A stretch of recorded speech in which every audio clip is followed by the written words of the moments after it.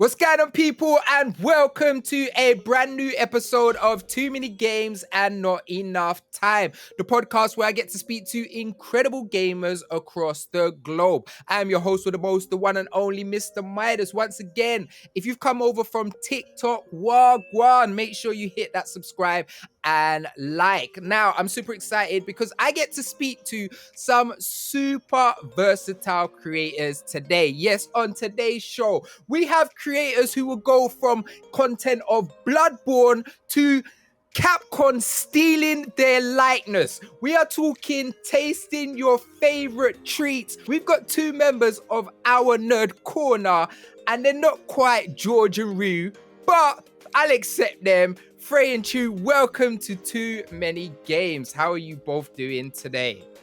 Yeah, we're good. I'm very good. Yeah. I may be a little bit sunburnt on my head because I just come back from Crete. Oh, nice. Good. Did you, Look at what the that. important question is, did you actually take a handheld console with you? So I'm the type of person who over prepares. So I tried to keep it small and light. So I took my Switch and I took my analog pocket and I started playing Pokemon Shining Pearl, which is what I haven't got to yet. Shining just like the top of your head. I love it. Yes. So, Fray, we've known each other for quite a long time, one of the things that I super love is seeing the evolution of Our Nerd Corner. So you are both super creative, and I love that you do such versatile things. Like, fam, I didn't even know Tamagotchi still existed. And then I saw you reviewing a colored Tamagotchi the other day. So if I'm you had obsessed. to give someone, I'm obsessed. I see, that reminds me of old school, just having it on your key or around your neck. If you had to give a quick breakdown of what Our Nerd Corner is, how would you sum it up? So basically, it started off as a project where I wanted to do something for myself, which then evolved into I want to do something for myself, but with people I love. So I brought in my family, I brought in my oldest friend, and we've just made content that we would enjoy, making, really. And we just hope that other people enjoy watching it as much as we enjoy making it, pretty much. But it's a little bit of, there's games, there's food, there's technology, there's toys. It's just a bit of everything, all that nerdy good stuff. It's literally just you like an amalgamation of bare random things together is literally your content, and I super love it. All right, let's talk about some games. So we all look great, but we're old fogies. We're not young. We're not these young kids out here. So our game catalog goes back. So what I want you to do is, and we're going to start with you, Chu. I want you to give me a gaming memory from your childhood that sticks out to you. So it doesn't need to be your first game you played, just a game in memory, like a video game that really sticks out to you from your childhood. See, that's an easy one because when I was, I think, 8 years old, when Pokemon Red and Blue first came out, I remember for my birthday, my mum got me a Game Boy Pocket, Pokemon Blue, and I had a party at home that day. All my friends came over. I didn't speak to any of them. I didn't want to know. I was deep in Pokemon Blue. I was just playing. I was gone. Oh, that's sick. What is a Game Boy Pocket? So Game Boy Pocket is like the original Game Boy. There's no color. Yeah. It's just there's no backlit screen. It's just the original one had a green. Oh, so you're just talking the original Game Boy? Yeah, so the Pocket was a smaller version of that before the color came out. I think they may have come out at similar times. But yeah, I had that. It was a see-through one, and yeah, I was set. I loved it. That's sick. Yeah, look, I've got my this is my favorite Game Boy, my SP. This was my special. They had a special edition of this blue, my SP, and I've still got my Link to the Past in there. I love myself a Zelda game. All right, Fray, same question to you. So yeah, as you said, so many pop up, but I think I'm gonna go with Final Fantasy VII. I was at my friend's house. At this point, I've been playing games for a long time. I'd gone through the Sega, and I was on the PlayStation, the Game Boy, and at my friend's house, he was like, look at this game. There's a world map. And I was just like, what do you mean? He's like, man, you fly around the world. Look, here's my little aircraft. I'm going around. I'm hopping in. Any of these towns I can go and visit. I can go and do all this stuff. And I was like, what? And then he was like, look, there's this place called Gold Saucer. And I was like, what now? And it's like, there's arcades in there. You can go snowboarding. You can go on a roller coaster. It was just, at the time, it was mind-blowing. Your friend was better than the marketing team. Yeah. Like, Square should have hired him as the marketing team to get themselves in, because he's getting me amped for it, just hearing about it. And Back in those days, like, it was mind-blowing to me. Like, I was just playing games with, like, levels, you know? Yeah. Like, you go in, you finish a level, and that was it. Like, with Final Fantasy VII, it was this big thing of like, oh, this is like one big story. It was the first realization for me, I think, that it was like, games can tell a story, not just me jump from A to B. And that really changed everything for me. I remember going to Woolworths, which I miss. Old school from the UK. It's an old school store. Some of you kids from the UK don't even know what Woolworths is. So if you're from America, don't worry. It's an old school store. It was the best. That's where I got all my games from. Yeah, same. Had all the sweets at the front. Yeah. And then at the back had like toys and games and all of that. Oh, you're bringing it back. It was so good. So yeah, I picked it up from Woolworths later that week, and lost my mind. That was it. That was the start of my JRPG phase. It's super interesting, the two games that you've both mentioned, because they're both RPGs but in completely different aspects. And Fray, similar to you, you know how much I love Final Fantasy VII. Final Fantasy VII is literally probably my favorite RPG of all time. And I actually played Final Fantasy VII before I played Pokemon. So when I played Pokemon, I was like, what is this baby RPG? Like, this ain't banging for me. Where's everyone going on about this? But it's mad because I know so many people who started with Pokemon, and that really opened up their game. And do you not sometimes sit there and think, like, technology is mad, that when we were gaming as kids, we used to play on this brick that had green, ugly graphics that looked like something you could use as a weapon to attack somebody in Game of Thrones. And now you got this beautiful Switch that you can literally be playing, and you're like, oh, I'm late for my train, and you pick it up and run out with it. Like, it's mad how technology has gone from our literally just the lives that we've lived, like proper sit. All right, Fray, you're my Donny, and that t-shirt is hard, by the way. Proper sit. I love the t-shirt. You're my Donny, and we talk a lot about games, about anime, about lots of stuff, but there's one love that you was obsessed with that I had no idea that I really love, which is this is like show and tell today, isn't it? Star Wars. Yeah, let's go. Star Wars. So, you've recently been playing Jedi Survivor. And this is a game that I really loved because, I can't parry I'm trash at parrying. I can't play Bloodborne. I can't play Dark Souls. Can't do any of them because I can't parry, but I love the Star Wars world. I love Cal as a character. What is it about Jedi Survivor that you really enjoyed? And what is it about Star Wars that works so well in video games? So I think Star Wars is we have always focused so much on the movies, like generally, it's very much like a movie focused thing. But if you look outside of it, what the games specifically have done is dived into this really big, meaty world, like the planets, the stuff that you hear about sometimes in the movies just mentioned. It's like the video games give you an opportunity to like really dive in deep and make you think a little bit more about what it means to be a Jedi or on the dark side and stuff like that. You know, it's definitely very interesting, and I think Jedi Survivor is one of the most interesting ones because of how it looks at the light side and the dark side. It's the combat is really satisfying, and you actually feel, you know, with some of the moves that you can pull off, especially in Jedi Survivor. It was great in Jedi Fallen Order, but Jedi Survivor, you actually feel like this guy's actually.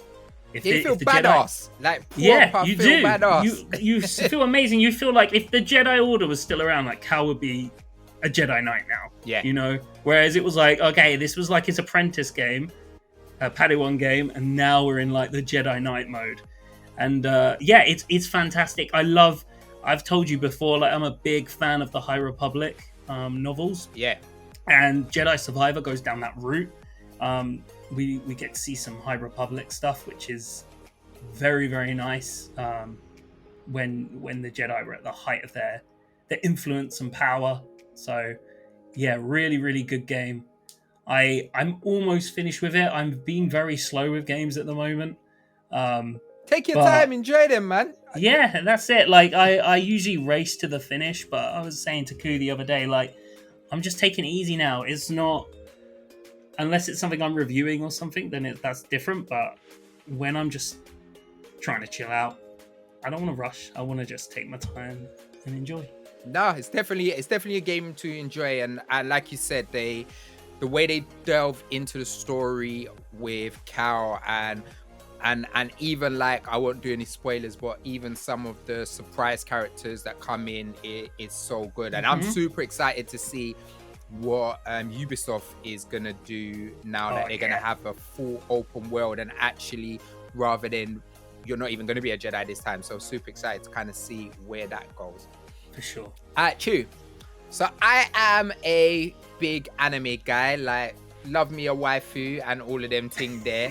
I see you out here rocking One Piece t-shirt. Like One Piece is many of my friends and my little brother's favorite anime. Joel, shout out Joel Grind from Joey's Funhouse's favorite anime. Like, people are obsessed with anime, and anime is incredible, but I find that a lot of anime games are not super sick, and you get some really trash anime games where they've literally just put an anime coat of paint on it just to kind of sell. But then you have stuff like the Persona that's all obviously anime aesthetic, and then they made an anime after it. So what is your favorite anime game of all time? Oh, put me on the spot now. Or just give me one of your top three. Doesn't have to be the number one. Just give well, me one of your if top we're three. counting Personas, then I think Persona 3 for sure. That's a really good one. And then I might have to go and say a One Piece game, One Piece Pirate Warriors, maybe the first one, because I haven't really got around to the others yet. Oh, another anime game. No, that's fine. You don't have to give me three. I just wanted one from your top three. Because... Let me say one quickly that he's forgotten. If I've forgotten something really good. Bleach Heat the Soul 3. Oh my god. That game, PSP. Oh, wow. That game was so good. All right, so I've never played that Bleach game, so you're going to have to break that down for me in a second. But before we get into the Bleach, like, Persona is a franchise that I incredibly love. Like Fray knows, I started on P4 Golden on the VR and obsessed with that game. Then P5, I was obsessed with that game. And then I heard so much about P3 and the way they call their personas, and I was like, oh my god, I want to play that game. Could never get hold of Fez. And then I was like, all right, cool. They remastered P3 Portable, and I started playing it. And when I got to the school, I was like, why the hell is this a click and point adventure? I can't play this. Like, this is not what I want. And then the announcement of Persona 3 Reloaded, I was so gassed. Like, I'm super excited to be able to play that game in the Persona 5 visual style. Both of you, why is P3 so special? I don't know. The funny thing is, we've spoken about this before. It's like the characters in P4 are better, But I think Yeah. the story of P3 is just like, I don't know, something special about that one. It really is, yeah. I actually have a very strong memory of finding out about Persona. I got it, and I was working. We were in college at the time, and I was Is this working P3? at Asda. P3, yeah. On PlayStation 2. I was going to work. Ku was staying over that night, so he came over before my shift started, and I left him with P3. And I remember saying to him, I was like, you sit here and you play this the whole time I'm at work because I'm going to be asking you questions. And he was like, Ku can be very very dry with his replies, let's say. And he was just like, yeah, maybe, all right. I was like, look, it is like playing an anime. I was like, I cannot explain. It is like playing an anime. I got back and he was like, yeah, that's pretty good. That's a really good game. And I think it's that. I think it was like the first game that actually made me feel like I was playing an anime, because most of the time, as you said, anime games are quite trash. And funnily enough, I'm not the biggest fan of the Persona animes. I find them quite bland, which is funny because they sort of make the anime game genre good. Yeah. So, yeah, I think that's the difference, though, is because they started as games. Yeah, and that's then, it. You know, the other way around doesn't really work as well. Yeah, for sure. Well, I love Bleach. So tell me about this Bleach game on the PSP. So that Bleach game is like a series. It's they're like fighting games. Yeah. They're in a 3D space. Like, is that the right term? Yeah, it's like They're a 3D fight game. They're not on a 2D plane. You move around. Like Budokai. Yeah. Yeah. So it's like that. And, oh man, just me and you fighting each other. So I would be Aizen. Yeah. And you would be Hollow Ichigo. And the great thing about it is they both had a really similar finishing move, where it kind of, when you unleash it, it tricks you into thinking like the move hasn't happened. So the other person would be confused. They'd try and still hit, and then suddenly like the screen would go black, and then the special move happens. Yeah, it's sort of like baiting you into but both of the moves were like almost mirror images of each other, so we never knew who pulled off that move first until it was, and then once it was done, it was over. So that's like, sick. Yeah. That's proper It like was great. anime. You're like when you're watching Dragon Ball and you're like, you've done all of these moves and you're waiting like, who hit who? That's sick. I Yeah, like that. exactly. I just always remember my mum being like, boys, will you keep it down? Because we were like screaming at 1 o'clock, just like, ah! It was so funny. good. Yeah, That's Great funny. game. So yeah, Bleach, Heat the Soul. Look them up. Everyone should be playing these games because I'm definitely gonna check it out. All right, lads, we are running out of time because we're only a short form podcast. But Fray, I wanted to just say that I'm super proud of your content journey and what you're doing.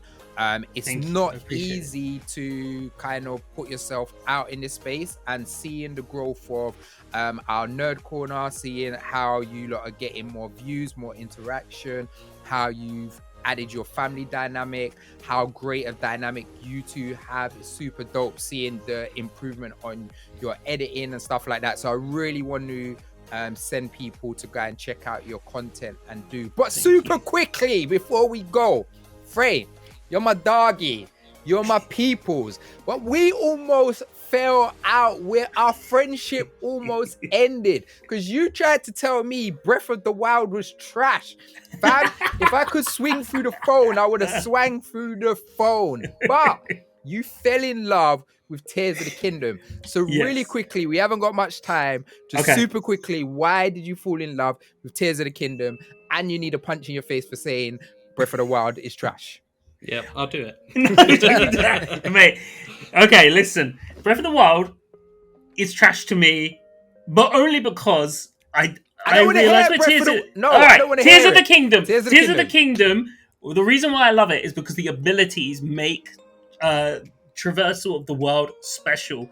That is what I didn't like about Breath of the Wild. I didn't like the abilities, and Tears of the Kingdom made me fall in love with traveling this open world. Open world games have been done to death at this point. I want to see something new. Breath of the Wild did do that, but it didn't do it enough. Tears of the Kingdom, I love it. If I want to try and get up a mountain, I can find a sneaky way under and jump straight the way to the top. It's awesome. It changes everything. I'm going to accept it there. It changes everything. And once again, thank you both for joining. If you want to send people to check out your content, where should they go?